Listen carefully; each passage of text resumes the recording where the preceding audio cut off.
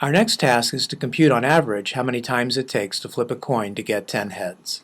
So we're running the simulation already the right number of times, some number of times, let's say n, and to compute an average we need to introduce a new concept, the sum of all flips required to get 10 heads in each simulation. So let's call that sum num flips, which is 0. And each time we would report a result here, we're going to update sum num flips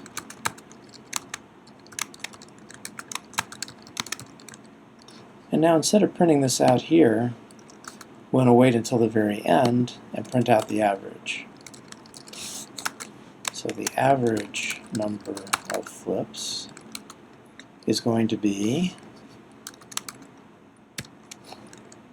sum num flips divided by 10. I'm sorry, divided by n, the number of actual simulations that we did. So this isn't exactly what we want, but let's try it anyway and see what we see here. Let's suppose I run this 10 times. Okay, so I got 20. I'm getting an integer result here, and the average number of flips really ought to be a double, because this quotient here may not divide evenly. And so what I'd like to do is see precision past the end of the decimal point. The easiest way to convert this into a double is simply to multiply it by 1. So I'm going to multiply this by the double 1. And now if I run it,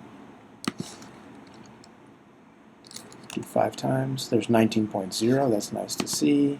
Let's try it 100 times. 19.83. Let's try it 1,000 times. Okay, so we're seeing the numbers somewhere around 19 or 20. Let's try it a whole bunch of times.